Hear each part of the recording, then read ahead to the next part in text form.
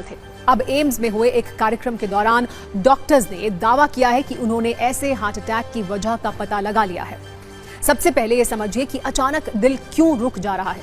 तो इसके पीछे वजह है ऑक्सीडेटिव स्ट्रेस, यानी ऐसी स्थिति जब शरीर में हानिकारक कण बहुत ज्यादा हो जाते हैं और उन्हें रोकने के लिए पर्याप्त एंटीऑक्सीडेंट नहीं होते। ये स्थिति शरीर के अंदर कोशिकाओं को नुकसान पहुंचाती है। जब ऐसा होता है तो दिल की धड़कन तेज हो जाती है। इसे नियंत्रित करने के लिए दिमाग से कैटाक्लोमाइन हार्मोन रिलीज होते हैं, लेकिन अगर ये हार्मोन जरूरत से ज्यादा बन जाएं तो दिल की पंपिंग बंद हो सकती है और इससे अचानक दिल का दौरा यानी सडन कार्डियक अरेस्ट हो सकता है।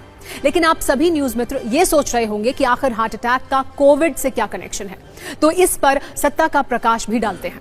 दरअसल कोविड संक्रमण के दौरान शरीर में ऑक्सीडेटिव स्ट्रेस बढ़ जाता है। कोविड के कारण ACE2 प्रोटीन जो दिल और फेफड़ों की रक्षा करता है वो भी प्रभावित होता है। जाहिर है ऐसे में दिल पर ज्यादा दबाव पड़ता है।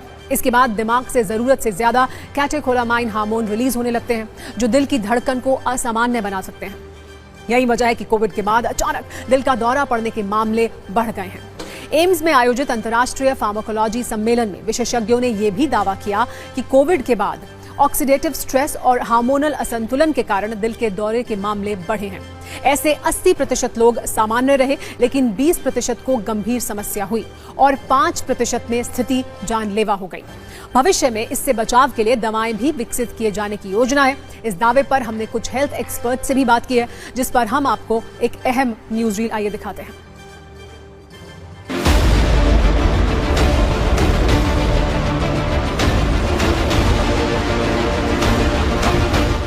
जब पता पड़ा कि Covid ACE2 angiotensin converting enzyme 2 पर असर कर रहा है, जो एक रेगुलेटरी स्विच है, वो बदल देता है पूरे साइटोकाइंस को, पूरा स्ट्रक्चर बदल देता है बॉडी का, वो डिसरप्ट हो चुका है।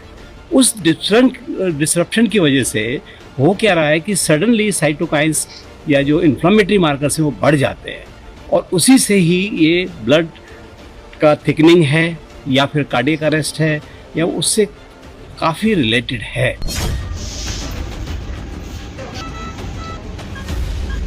कोविड जैसे वायरस, कोविड तो चला गया पर कोविड एक अंदर बॉडी में छोड़ गया है वर्ल्ड वाइड, और वो कर रहा है। अब कोई बोल रहा है इसको लॉन्ग कोविड है, कोई बोलता है पोस्ट कोविड इफेक्ट्स है, अलग अलग नाम दुनिया में दिए जा रहे हैं, पर चीज है।